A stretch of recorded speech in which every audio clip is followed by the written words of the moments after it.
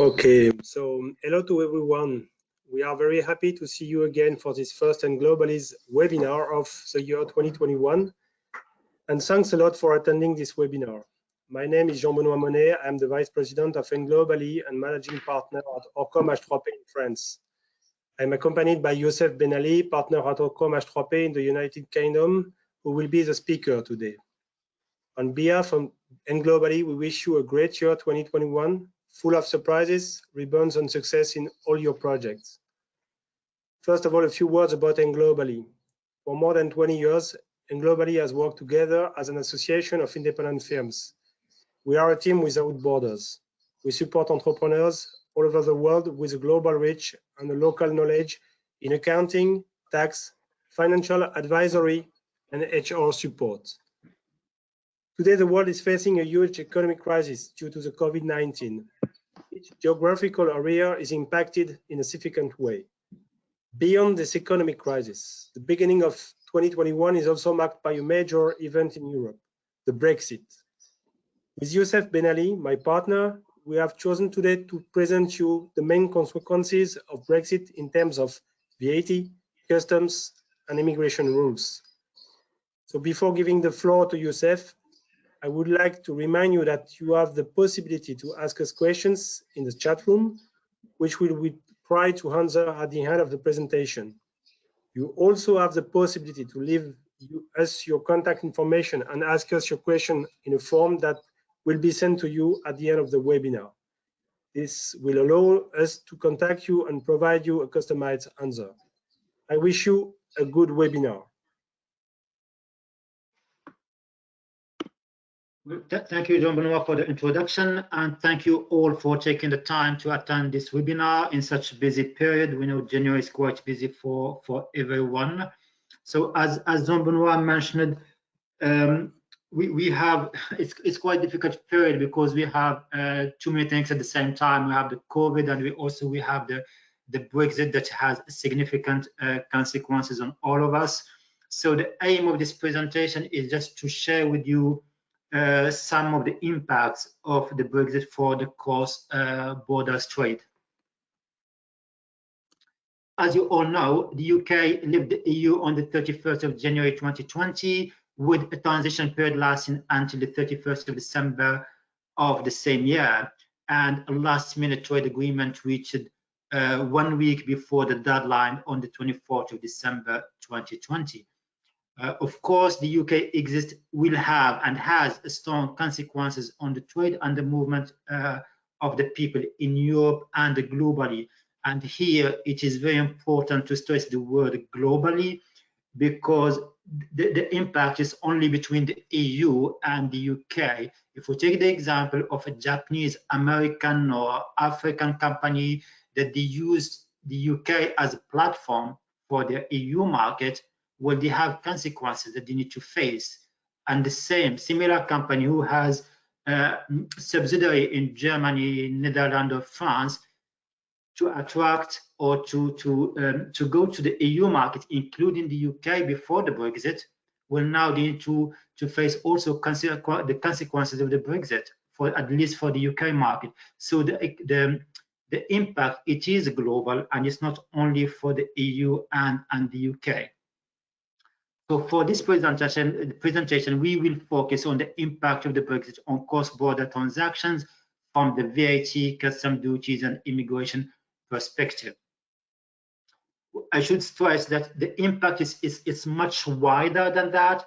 It does include other areas like the group structure, the tax integration scheme, and so on and so forth, but we cannot cover everything in such a short seminar. So those issues, they won't be treated here, but they will need to be looked at on case-by-case basis, and especially in the light of the existing and probably even future double taxation agreement that will be signed between the UK and the different member states of the EU. So I'm going to start with the VAT. And first, I would like just to stress the change of the terminology here from the 1st of January this year. So from the 1st of January 2021, all the goods that arrives in the UK from both the EU and the non-EU countries will be classed as imports and not arrivals. Of course, the exception is the Northern Ireland, where arrival will continue to be made as a result of the Northern Ireland Protocol. On the other hand, all the goods that leave the UK, again, with the exception of the Northern Ireland, will be classed as export but not dispatches anymore. So for the sake of this presentation, we will focus on the regulation in Great Britain, which means the UK minus the Northern Ireland, rather than the UK as a whole, since the Northern Ireland has a different set of rules aligned with the EU.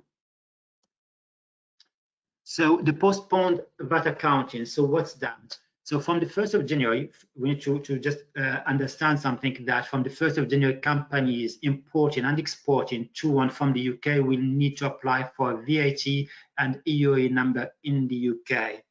Even though if they don't have any presence in the UK, they need to register as foreign companies. It's very important.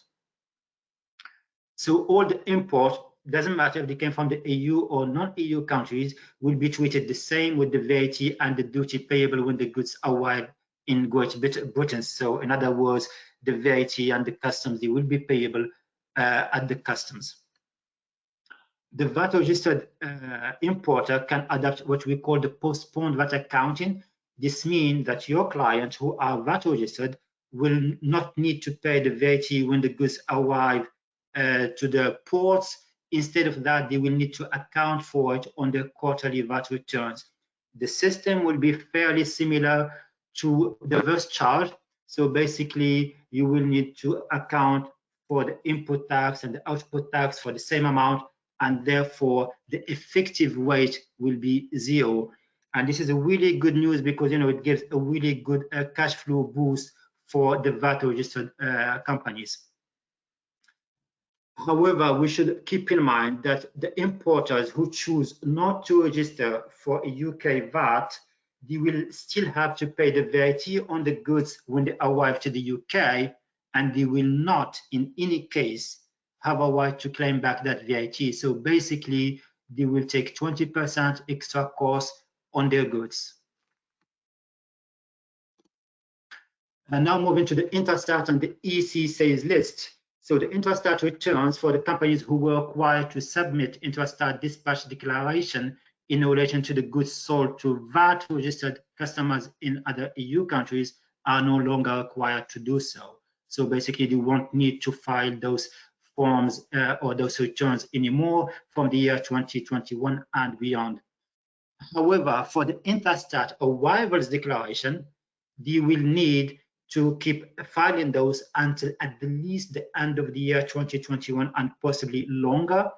The reason for that is because HMRC, which is the tax authorities here in the UK, allow importers to defer their custom declaration until the 1st of July 2021. So basically, they are giving them a break for 6 months to make sure that the movement of the goods are still fluid in this period. But on the other hand, they impose on them to keep filing those declarations, so the HMRC can rely on those documents for accurate data about trading with the EU. Very important point here that only the customs declaration will be deferred until the 1st of July 2021. The postponed VAT accounting for the VAT purpose must still carried out on quarterly basis. So there is no postponement here. And even if you don't know the right figure, you need to estimate them and file the quarterly VAT returns on time. It's very important. Finally, the famous e-sales list will cease to exist from the 1st of January 2021. So moving to the distance selling, what will happen for the companies that they do trade based on distance selling? So they sell their goods, using the post or couriers. They don't have no physical presence in the country. So the EU rules on the distance selling will cease to exist in the UK. And from the 1st of January 2021, all goods that leave the UK and arrive in an EU country will be treated as an import of goods into that country, and will therefore be subject to import VAT and duty when they arrive there in the EU country. On the other hand, from the same date, from the 1st of January 2021, the consignment of goods with a value of £135, British pound equivalent of 150 euros or less, that are outside the UK and sold directly to customers in Great Britain will have to supply VAT at the point of sale. Very important point, we are talking about distance selling here, not made through a marketplace, online marketplace. An online marketplace is when we sell goods through a website or an electronic platform like the equivalent of eBay, Amazon, and so on and so forth. Those are classified as a marketplace and they have different set of rules. So where those goods are sold through an online marketplace, the online marketplace will be liable for the VAT, not the supplier. The supplier will be considered as making B2B transaction with the online marketplace, and the online marketplace will be liable for the VAT. Very important concept. It makes the whole difference and it makes it easy for the suppliers.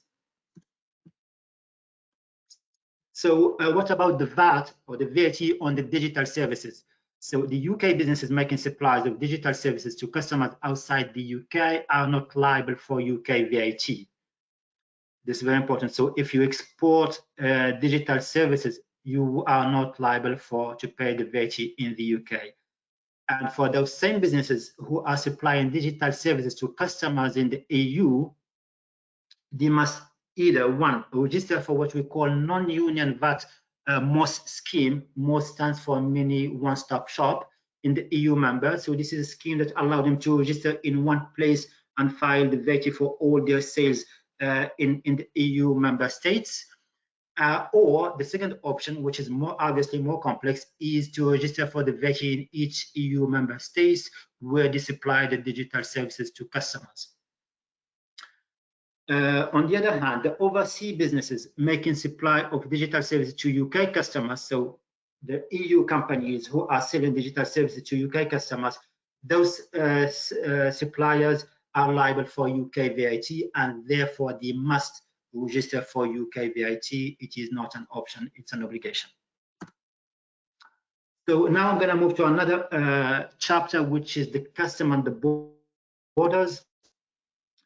It is a very important one. It doesn't have too much accounting or tax issues beside the VAT, but it is very, very important one on the trade side. So fortunately, the trade agreement between the UK and the EU managed to avoid the custom duties on goods, which means that all goods, here we're talking only goods, not services, they can move freely between the EU member states and the UK free of custom duties. We should keep in mind that this agreement will need to be reviewed every 5 years, and if there is any significant diversions in the standards between the EU and the UK, then the custom duty may be introduced very swiftly, quickly. So basically they can overnight tell you, okay, now there is a custom duties on such and such products because the standards became quite different between the UK and the EU.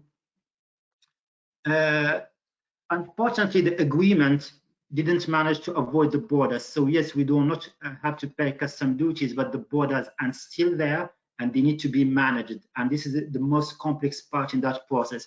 So the goods imported and exported to and from the UK will need to go through the administrative process, of course, in the borders.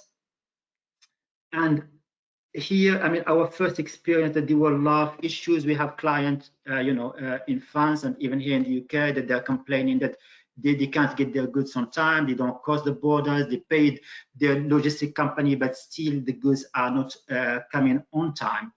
The issue is that if we take the companies, even big companies that they used to trade only in the EU, and they use logistic companies, again, even a big logistic companies that they used to do logistic only in the EU, they don't know how to deal with that process, the new process, because before there were no borders, there were no admin. You just load the goods in the trucks and you cross the borders and there is no checks. Now it is different. There is a process, there is checks, there is documents, and those companies, the logistic companies, they don't know how to handle that process. Only the companies that they use to do logistics for outside the EU, Asia, the Americas, or Africa, those they know how to manage this process because that was their standard daily work. The other companies, they don't know, and they are having a really big problem trying to figure out how to deal with it, especially that they didn't have enough time to prepare for it. The agreement was reached on 24th of December and was enforced on the 1st of January. So it's 1 week on Christmas time to organize all of that. So for that process, key element is data. Data, it is the most important thing in that process, not the goods themselves, it's data. There's a famous US writer who says, trade isn't about goods, trade is about data. Goods sits in the warehouse until data move them. And that is very true in what's happening now between the UK and the EU. What we need to do to make sure that your goods cross the border smoothly. First, you need to make sure your commercial invoice and those of your EU suppliers have all the relevant information. As you all know, the pre-forma invoices for the import and export does include much more information or need much more information than the standard invoice you issue locally. So you need to make sure you get all this information, it's all correct, it's all accurate, and so on and so forth. You need to agree your input term with your EU suppliers and customers. It is very important to agree those terms and to understand them, because those terms, like if we take the DDP, which means delivered duty paid, that anchor term, it tells you who is liable for what, who needs to manage the borders, who needs to pay the duties, and so on and so forth. So you need to agree those terms beforehand, and you need to understand them because they tell you what your liabilities are and what's the other side liabilities as well. You need to make sure that you get the correct commodity code, so 8 digits for the export and for the import. You need to make sure that your EU suppliers understand the different CPC codes. CPC stands for Custom Procedures Code, and when to use them. Give you a couple of examples. Those codes, they're gonna tell us if the export is permanent, is temporary, and vice versa for the import, and so on and so forth. So it's very important to get those codes right as well. You need to make sure that your logistic company can not only move your freight, but manage the borders as well. It's what I said earlier. You need to make sure that the company you choose to cross the borders with your goods, they have the knowledge and expertise and the people that they can handle the administrative process. Otherwise, your goods are going to be stuck in trucks somewhere, probably in Kent for a few days. Another important point to make the process smooth, you need to appoint a custom agent to handle your custom declaration and authorize them in a writing. Very important one. Try to do it in a writing, or ask your client to do it in a writing, because that gives them the power to act on your behalf with the customs and file whatever needs to be filed, or register whatever registration needs to be done. It's a very important point as well. And finally, you need to make sure that you send your invoices, and especially when I say invoices, the pro forma invoice with all the pro forma data needed and any other data to your custom broker at the least 24 to 48 hours prior to loading date. That gives them enough time to see what's missing, to file what needs to be filed, and submit them to the right authorities. The last chapter is the immigration. Well, this is the most expected one, because I guess that's the point that triggered the Brexit from the first place. It is the immigration. So as you might imagine, the freedom of movement between the UK and the EU has ended, and the UK has introduced an immigration system that treated all applicants equally, regardless where they came from. So someone a German person who want to move to the UK will need to go through the same process as a Russian or Chinese, Indian, American, doesn't matter. It is now the same process. There is no differences. So anyone you want to recruit from outside the UK, excluding the Irish citizen, because they have different set of rules, needs to meet certain requirements and apply for permission first. Obviously, the requirements are different for each type of visa, and you need to have a sponsor license to hire most workers from outside the UK. What I mean by sponsor license is the company itself who's trying to recruit a foreign workers or employee First, they need to register as a foreign sponsor with the home office. So there is a process, there is fees attached to it, and there is also a system to put in place. It's quite heavy, but if it's managed well, it's doable. So the question that a lot of people ask, what would happen for the EU citizens that they used to live in the UK before the Brexit? Well, the new system does not apply to the citizens from the EEA or the Swiss citizen that already work in the UK. The EA and the Swiss citizen who were living in the UK by the 31st of December 2020 and their family member can apply to the UK settlement schemes, and they have until the 30th of June 2021 to do so. So basically, they still have roughly 5 months to apply if they didn't apply yet for those settlement schemes. There's three types of schemes here. First, the EU citizens and their families living in the UK for at least 5 years prior to the Brexit day, they can apply for settled status. So, and the settled status is the equivalent of permanent resident card or the green card in the US. So basically, they can give them a right to live and work in the UK indefinitely. And the EU citizens and their family arriving in the UK before the 1st of January 2021, but who has less than 5 years in the country, they can apply for the pre-settled status. So basically, they still give them a right to live and work in the UK until they reach the 5 years cut off, and then they can apply for settled status. But it's a tricky position to be in, because those who decide to leave the country and then came back later, well, that they need to go through the same process as anyone who want to come to the UK for the first time. So basically, the ones who can stay until they achieve settled status, it is much better than leaving and trying to come back. Finally, the EU citizens with the settled status for at least 12 months, they have a right to apply for citizenship. Again, it's an application, it's not an automatic right, so you have a right to apply, and then you go through the process. If it's successful, you will have your British citizenship. If not, then you might need to try another time or provide the missing information.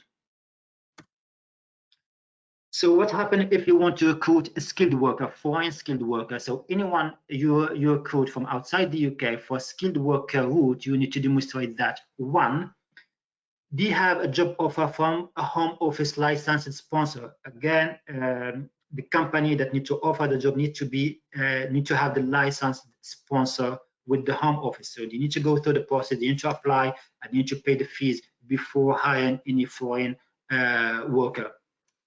Second, it has to do with the person itself. So that person needs to speak English at the required level. So they need to take some sort of test to prove that they have the necessary language skills to live and work in the UK. Third, the job itself, the offer of the job, we can't offer any job anymore. We can't ask someone to come here and work as a waiter, for example. This can't happen anymore, because they require certain level actually.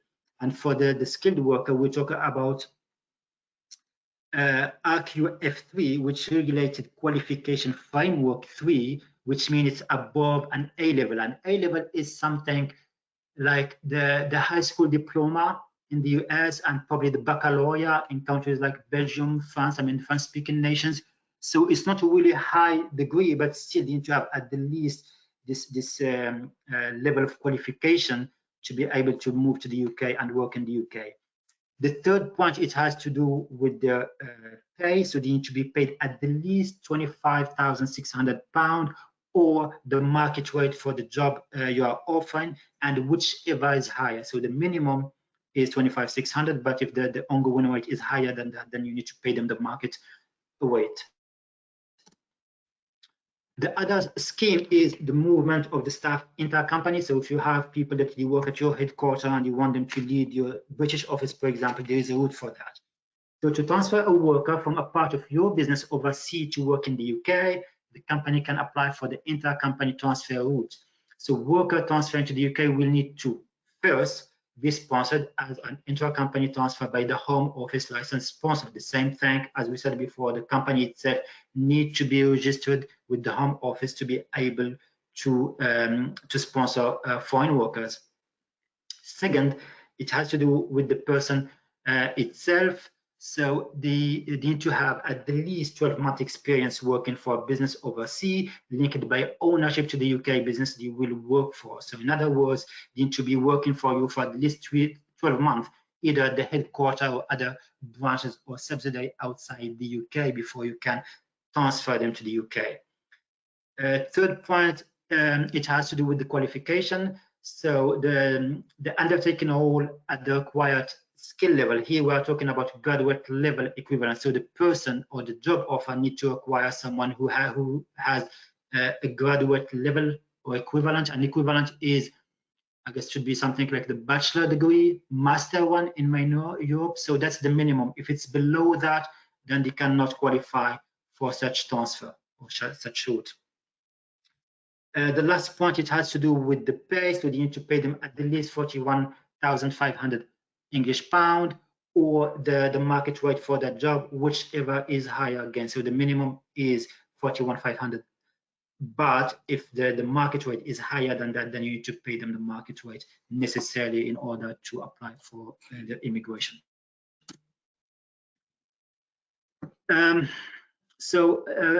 Continuing on the intercompany transfer, few important points. First, the permission for worker transfer to the UK on intercompany transfer is temporary. In other words, they cannot stay in the UK indefinitely. At some level, they have to leave the country and go back to the country they came from, or go somewhere else, but they have to leave.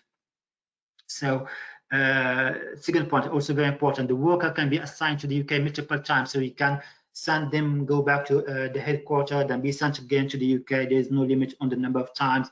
They can be going back and forth between the UK and other EU countries. But in any case, they cannot stay in the UK for more than 5 years in 6 years. So you are capped into 5 years time in the country. There are a little bit of flexibility when it comes to the high level workers, and by high level, actually, it's not the qualification itself, it's the salary that determine the high level. And this is, we're talking about £74,000 gross salary. So for any employee that you will pay around £74,000 gross salary per year, first, they will not need to work for 12 months overseas. So you can send anyone you just hired basically in your headquarters, and next month you can send it to the UK. That's not an issue, and they can stay in the UK for up to 9 years in any 10 years period. So they have longer time to spend in the UK before they are required to leave the country. And that was my final point on the immigration and as well in that presentation. So thank you for your time, and if you have any questions, please feel free to ask them. Thank you so much, Youssef. We have 2 questions in the chat room. The first one, does all companies who are importing or exporting goods from and to the UK will need to register to the VAT?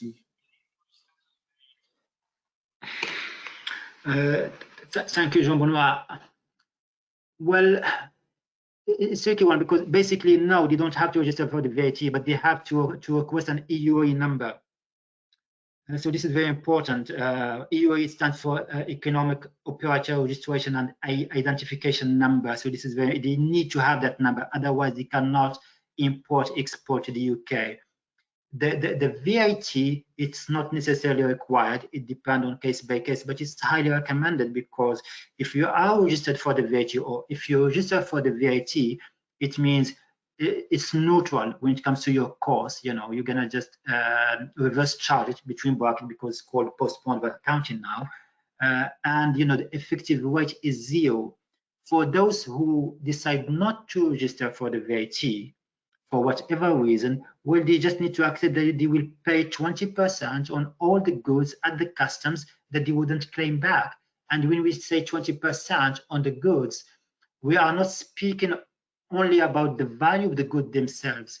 It's the value of the whole process. So the value of the goods plus the custom duties, if they paid any, plus the cost of the insurance, plus the cost of the transport, plus the cost of the handling, plus the cost of the storage. So basically you take all those costs together and you pay 20% on that, and that 20% you are not able to claim back. So it is very expensive choice, and I think looking at it that way, it is highly recommended that any foreign company trading with the UK to register for UK VAT. Yes, thank you. Another question, and the last question maybe for today. What are the first and main issues observed in the borders? Well, that's quite important point, Jean-Benoit, because I mean we had a lot of discussion with our clients in main Europe, just complaining, you know, why their goods are not arriving on time. They pay the logistic company, they used to do it without any problems, and so on and so forth. But the reality, as I said earlier, most of those companies, they are using logistic companies that they work mainly or used to work mainly with the EU. And for those companies, it's a new process. So they don't know how to handle it. They don't know what's required, what's needed. So they are learning as they go. So they are researching, they are trying to do it right, but then it's not the right form, it's not the right document, it's not the right information. And as long as they don't tick all the boxes, well, the trucks, they don't cross the borders. So, and sometimes it's not only the logistic company problem, sometimes it is the company's problem as well, because they don't provide data on time. They don't provide the right data, they don't provide the accurate data, because also for them it's a new process. They are learning as well. They never had a chance to deal with that process before, because before it's normal invoice, loading goods in truck and sending them across the border without issues. So as I said in the presentation, there's two things to do here. The first thing is on the company side. So first, they need to make sure they get all the data. They need to get all the required information and data about the export, everything. The weight of the goods, the customs, the incoterms, everything needs to be listed for each item. And they put it in the pre-forma invoice, okay? Second thing is the choice of the logistic company, if they can, because it's very difficult. Those companies are very busy and they don't have time to take on new clients anymore. So you won't be their priorities anymore. But if you are lucky enough to get one, go for the companies that has been working even before the Brexit with what we call the great import-export, so with countries outside the EU. For them, the process is a routine because they have been doing it for a long time and they know how to do it perfectly. And if you can't do that, the last advice is to be patient. There's no other alternative. So basically, you should trust that your logistic company will get it right at some level. You're going to be missing documents. You're going to be applying, filing again and again. And some level, you're going to get it right. And this is how we're going to learn to do it. And next time will be better. Another point, why we're having those problems is because a lot of UK logistic companies, they have decided that they wouldn't be providing any service to, cross the border to the EU in January, because they said, okay, we don't know the system. We know there are going to be a lot of delays. There are going to be a lot of issues. And since we cannot, maintain the same quality of service, which means delivering the goods on time to our customers, then we're just going to stop doing it for January and keep learning and observing what's going to happen, and go back in February or the end of January with better knowledge and try to do it correctly. So here there's no magic solution. It is just about patience and perseverance. That's it, and that's the only thing you can do. And prepare your data. Data is key again. It's very important. I cannot stress that enough. It's the data that's gonna move your goods. It's not the trucks. It is the data. So get your data correct and send it to your logistic company. Like I said, 48 hours. Give them the time, because keep in mind, they are learning as well. You are not going to expect them to press a button. It doesn't exist. They are not going to press a button. So give them the data beforehand and hope for the best. Okay, thank you, Youssef. So we have many questions again, but we will certainly answer to you directly by email with Youssef today.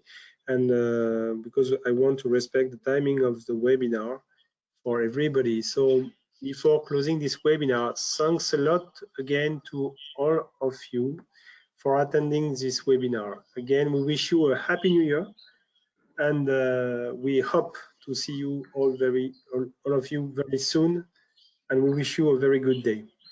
Bye-bye. Well, thank you very much, everyone. Thank you, and have a nice day.